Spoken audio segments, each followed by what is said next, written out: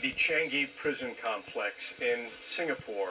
The inmates incarcerated here have been convicted of felonies ranging from drug trafficking to violent crimes, and CNN is getting a rare look at this country's criminal justice system.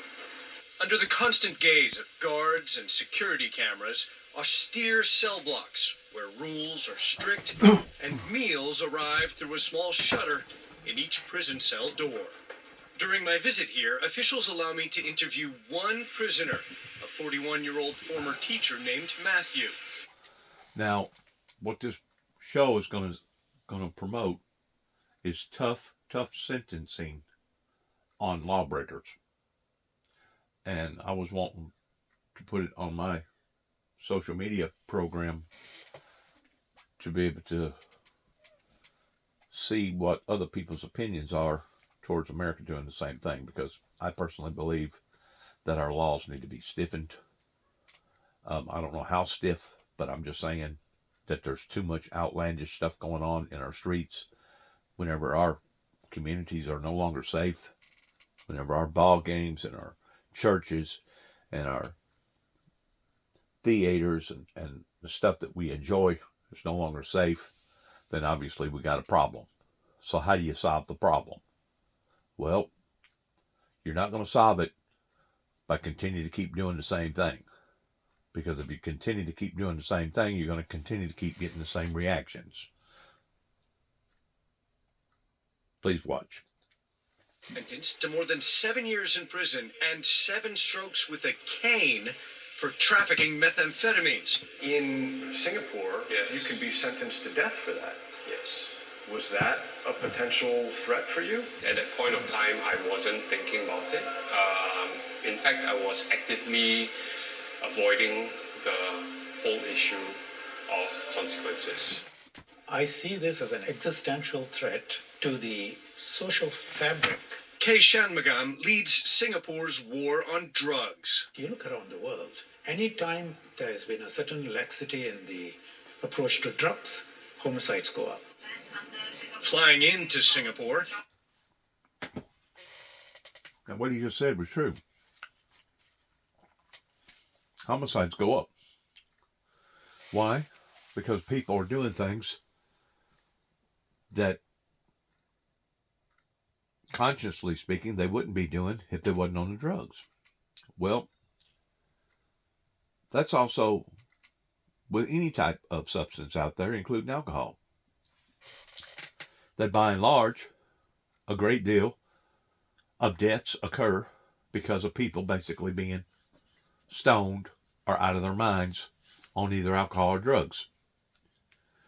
Back whenever I was growing up, I couldn't tell you the amount of times that I heard my mother say stuff like, after she had heard where maybe somebody had beat their wife or where somebody had done something outlandish or crazy in this area.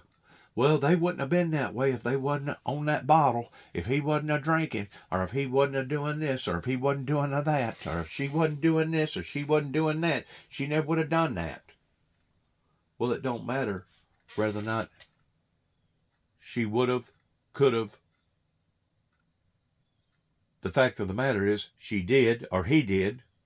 They knowed that whenever they was seducing themselves with that type of activity, regardless whether it was alcohol or drugs, that there's always consequences involved in it.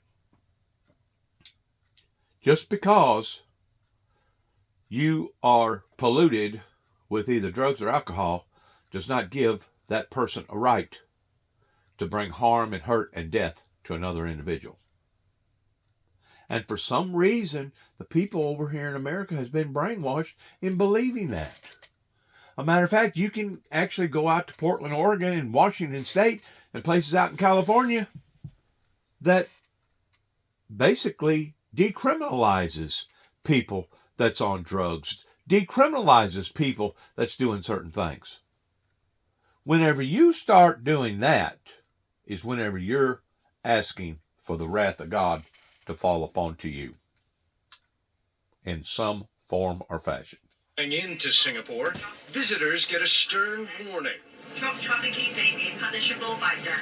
While Singaporean citizens may also face testing for drugs on arrival. This small city-state in Southeast Asia is per capita one of the wealthiest countries in the world. The amount that a drug trafficker or drug barons can make by trafficking drugs into Singapore is because the people of Singapore can afford to pay for it. What do you want me to take away from being able to visit the prison? That our philosophy on prisons is not the same as, say, the Scandinavian philosophy. You won't find air conditioning. You will find it to be quite a tough regime. This is a standard cell for a single prisoner. Inmates can spend from 14 to 23 hours a day in here. And as you can see, it's not very big. The shower and toilet are right behind here. And I'm sure this is probably one of their better, newer facilities, or one that recently just got through going through a refurbishing.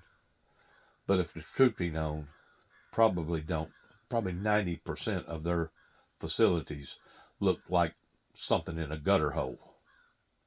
Basically something like down in a cave or something, or even worse, filthy, dirty, unclean, etc., etc.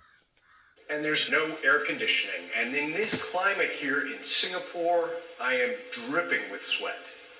Authorities did not give CNN permission to enter death row.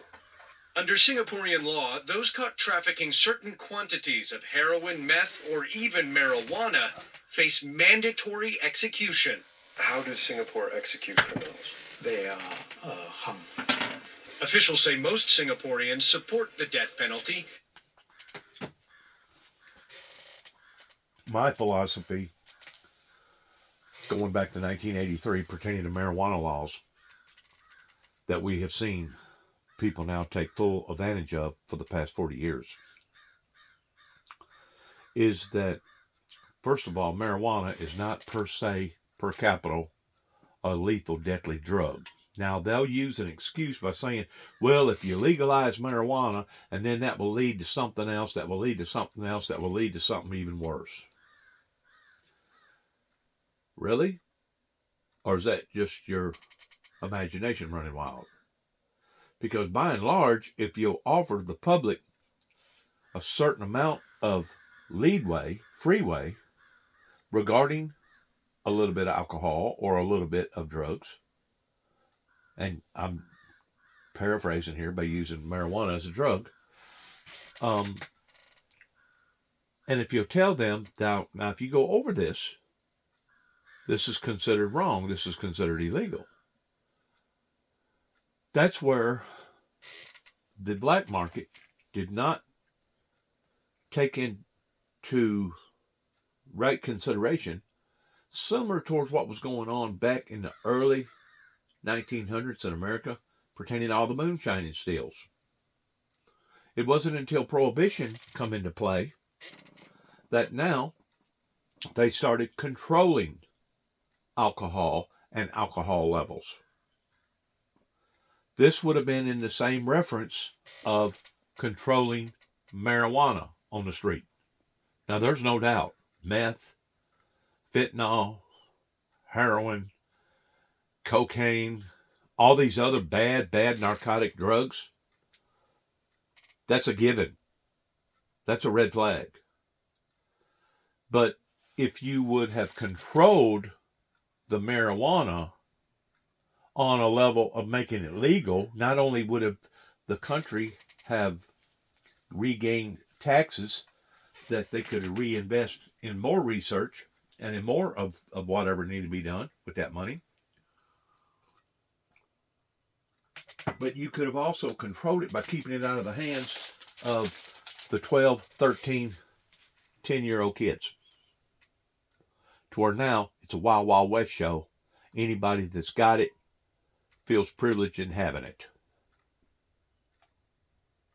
To where in other states, like in Missouri, I don't forgot how many millions, hundreds of millions of dollars that they have gained off of the legalized marijuana program. Now, I don't go for legalizing marijuana whenever it comes to recreation, similar towards alcohol. But once more, if you'll control it from a bigger perspective, the same way that they started controlling alcohol sales during Prohibition days, you see today where how many alcohol stills do you have running the show in America? Hardly none.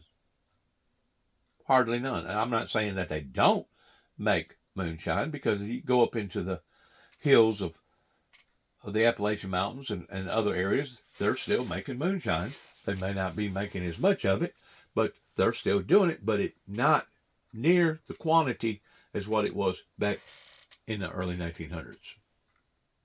Same way with legalizing marijuana.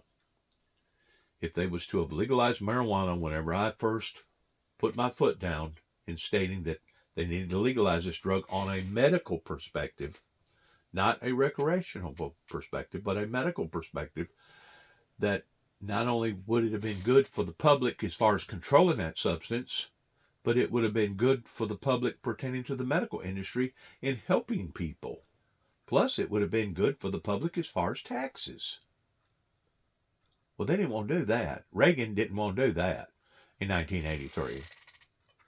State of Tennessee didn't want to do that in 1983 because they felt like that was just a little bit overboard. No, what it was revealing the true identity of the hypocrite-type Christians that dibble-dabbled around and stuff like that was considered your closet drinkers or considered your closet marijuana smokers that they didn't want the public to know nothing about, but in reality still done it anyway. You know, they talk about, I've heard people, religious people, talk about Jesus turning water into wine. That was one of his first miracles that he basically partook in. He partook in taking water and turning it into wine, that even the people at the party that day said, "My goodness, you have waited of giving the best to the last." Whenever people say that the wine that Jesus turned from water into wine was not fermented, they're crazy by saying that. Because if you're really an alcohol drinker, who's going to make a statement towards saying that you've saved the best for last if the alcohol that you're drinking does not have the same type of effect towards getting you loopy?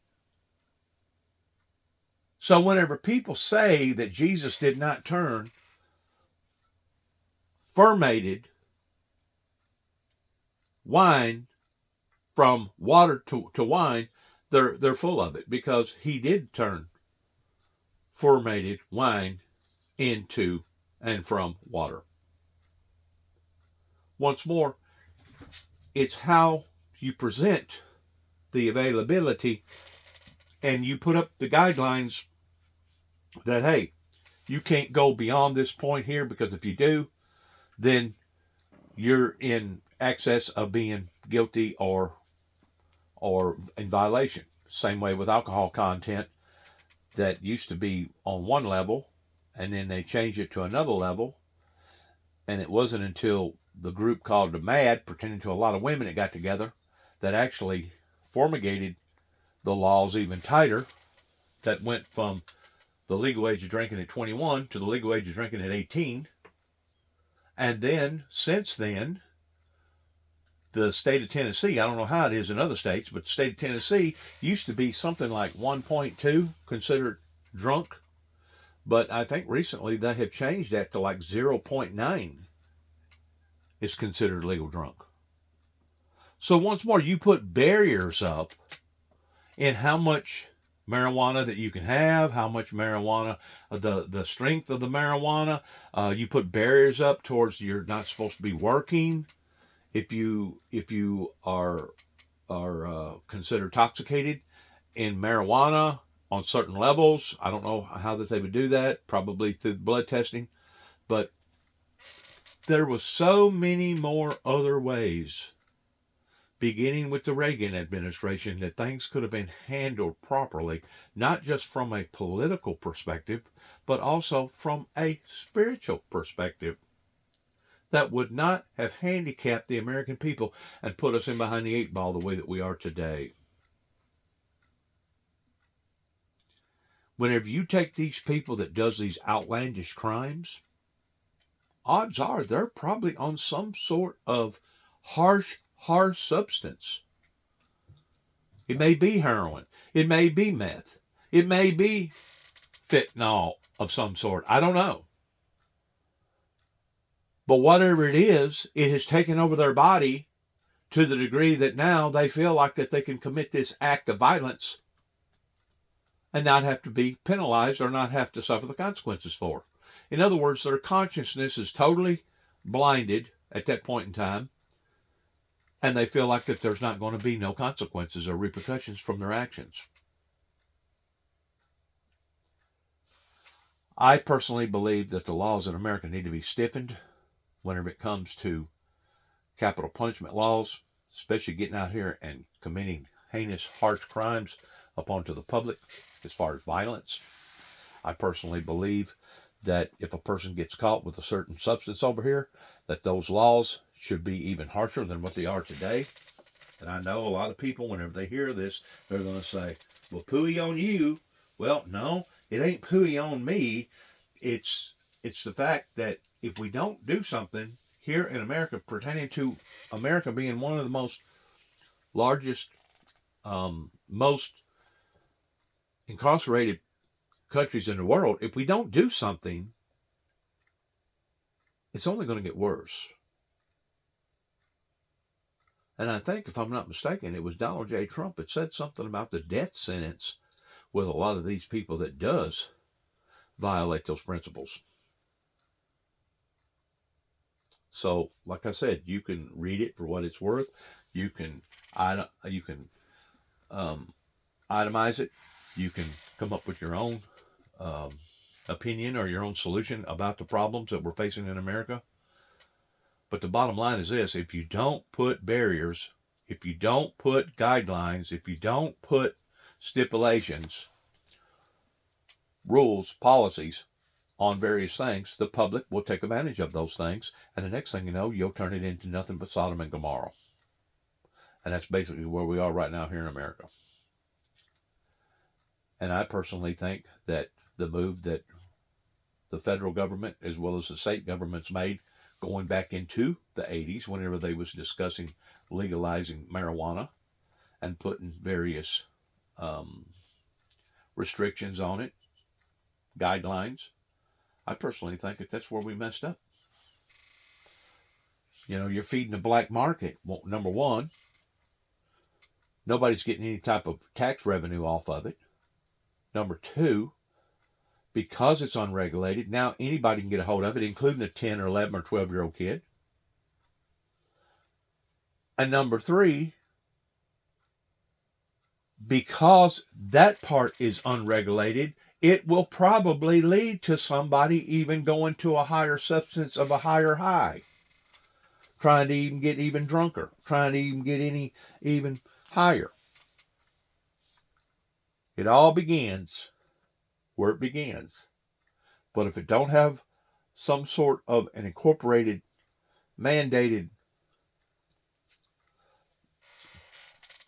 policy in the beginning, you for darn sure ain't going to control it in the middle or on the latter end. And that's where we are right now, toward the Wild Wild West show over here.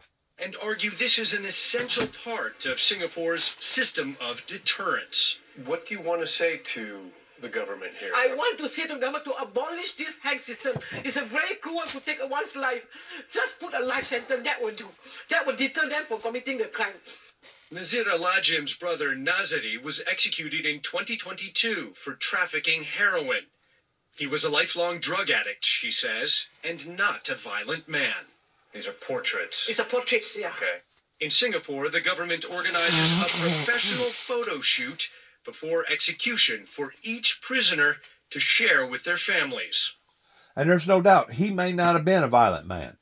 I mean, we have people every day in America that's in control of these harsh substances that are not themselves committing violence. But what they don't realize is that the substance going out to the public,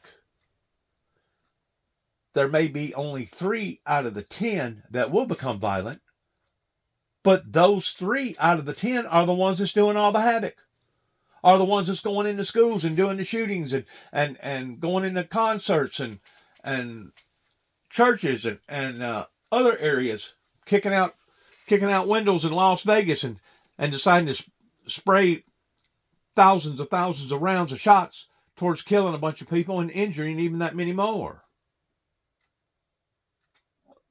There has to be barriers. There has to be guidelines. Could you only imagine? Just do some quick imagining. If people can't do that anymore, I don't even know that they're qualified to do that anymore toward using their imaginations. For sure, they got some of them out there are. But could you only imagine if the Prohibition days did not occur during the early 1900s, basically during the Al Capone and the Valentine's murders up in Chicago and Scarface and all those other known criminals? Could you only imagine what our country would be like now, 100 years later, in the early 2024? Could you only imagine how deeply grained that moonshining stills would be today, how prominent that it would be, and how chaotic that it would be? You think it's chaotic now, in which it is in America, but could you only imagine if you still had just as many stills, moonshining stills today, as what they had back in the late 1800s, early 1900s? Could you only imagine how wild that it sure enough would be? It wouldn't be fitting to go out and live. It wouldn't be fitting to bring children into the world here in America. It wouldn't be fitting. And like I said, whenever that occurs, that's whenever the Father steps in, and that's whenever he brings true judgment up onto that group of people pertaining to the masses. Whenever it rains upon the just, which is supposed to be a blessing from the heavenly heavens, it rains upon the just as well as the unjust. The just represents the good people. The unjust represents the bad people. Vice versa. Turn that table around whenever it comes to basically God not blessing the masses, that whenever harshness falls upon that society, it falls upon not only to the unjust, but it also falls upon to the just. And this is where the just has failed not only themselves, but also the innocent lives as well as the unjust, because there are certain things that the unjust won't do. Even though they're unjust, there are certain guidelines that they won't do. But because of the harshnesses that now God has had to impugnate upon to the masses, now everybody is under the 8 ball. Now everybody is being punished. Why? Because of the failure coming from the just. The just should have put stipulations. The just should have made sure that these are the rules and the regulations, the laws that we're going to abide by, and whenever you break them, these are going to be the harsh consequences. And in certain cases, regarding certain drugs that are promoted upon our streets today, in lots of ways, I'm kind of like Donald Trump. Maybe it does need to be stiffer to the degree of having death sentences upon the people, because we're going to have to do something in America, or else we're going to be like California towards basically seeing gangs come in and take over various parts of the city and see where they're decriminalizing heroin and decriminalizing this and decriminalizing that, and basically just a Wild Wild West show. And that will be all over America. And it just about already is in certain areas. Some areas a little worse than others. But it's bad. Chemicals have had a profound effect upon to the American Revolution that basically come into play long about the 40s after World War II. Actually, I think it started a little bit before that, but it was only spotty at that time. But since the Vietnam War, there has been a flood of all types of stuff that has invaded the American landscape that before the Vietnam War didn't exist. Did not exist. What has caused that? Laxation of mandated laws. And laws that was put in place not to compromise upon, but to abide by. Regardless whether it be my son, myself, my child that breaks those laws, that has to pay those consequences, or somebody else's. Whenever you put a law into play, that law isn't just for certain people. That law is for everybody. But here in America, if you got the right kind of money, you can pay off various politicians, and the next thing you know, instead of you getting punished to the full extent of the law, you only get a slap on the back of the hand, especially if you're the right people that has committed that offense, such as politicians or people associated in the law itself. The next thing you know, what happens to them people? They get hit on the back of the hand where they should have been punished to the full extent of the law, but because they was part of the group or part of the circle, now we're going to be more forgiving because it was a judge, or it was a sheriff, or it was an attorney, or it was a senator, or it was a congressman, or it was a this or a that. The people can see that. They can see the favoritism pertaining to these prosecuting attorneys that make these deals with the offenders that basically turns our laws into a mockery. It turns our laws into a mockery. Because now the law isn't just for everybody, now it's just for a chosen few, which once more becomes very, very hypocritical. It's a hypocritical law that is put in place for the unfortunate, but the fortunate, they can get away with doing that and only maybe get a spanking versus an all-out and out whipping.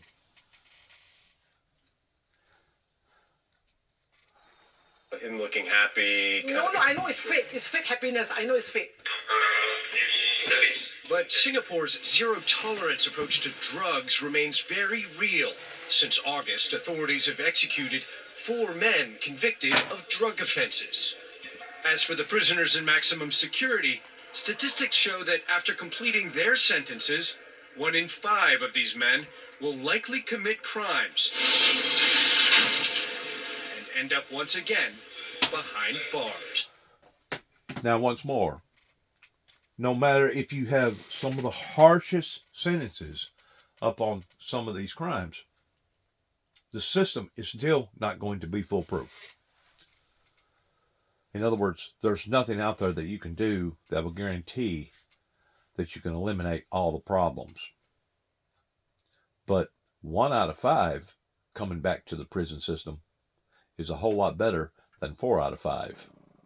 I don't know exactly what the head count is right now pertaining to people going through these evolving doors that once they go through getting violation for one thing, then they get a violation for something else, then they get thrown in jail for something else, and they get thrown in jail for something else.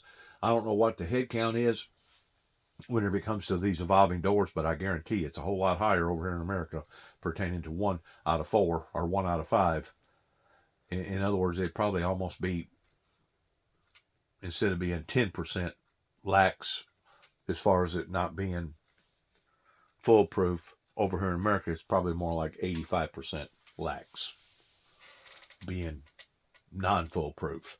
So what is causing this? Or what has caused this? That's where the American people are going to have to sit down and do some refiguring on some of these laws.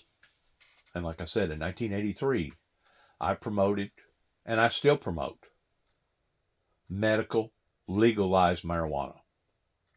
Because under certain circumstances, marijuana can be used as a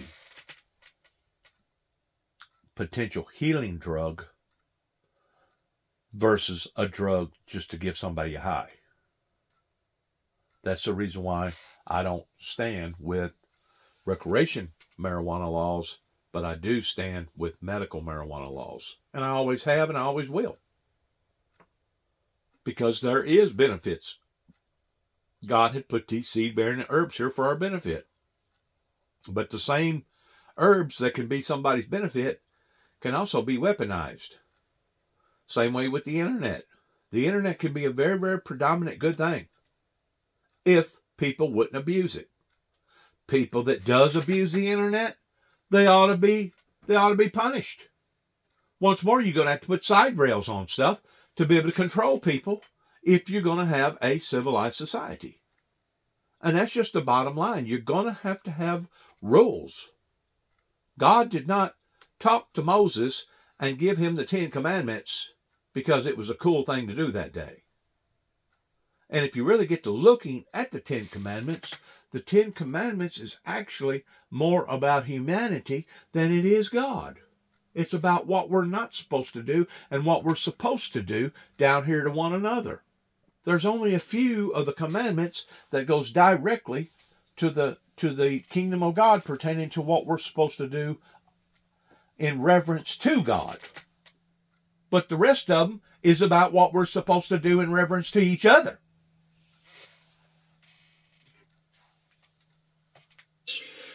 Ivan Watson, CNN, Singapore. Next. Good luck to all of us is all I got to say. Because over here in America, it is unfair, it is tainted, it is corrupt. Just as Donald Trump talks about the swamp needing draining, I don't even think that Donald Trump can sit down and figure out all the do's and don'ts. And I mean, he has hit probably a home run on tariffs in charging these countries that all this time has been using America, has been taking advantage of us. I think he's pretty well hit 100 on that. And some other stuff that I think he's done well in.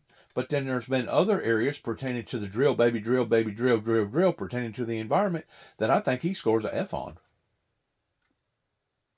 And I'm sure somebody like Donald Trump is going to probably, in reference that hears this, will probably say, well, I can't be efficient in everything. I can't hit 100% in everything. Well, why can't you? Why can't you hit 100% in everything? Or at least 90% or even 85%. Instead of getting an F, maybe you could get a C or a C plus or a D. You know, a D is a whole lot better than an F. So there's certain ways of gauging this and looking at these things.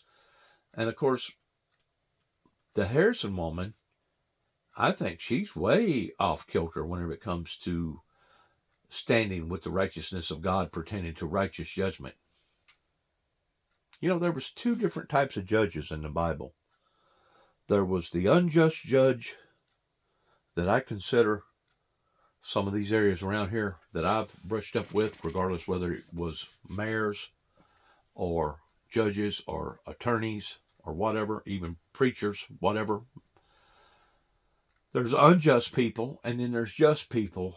Well, what do we base or what do we gauge our just off of?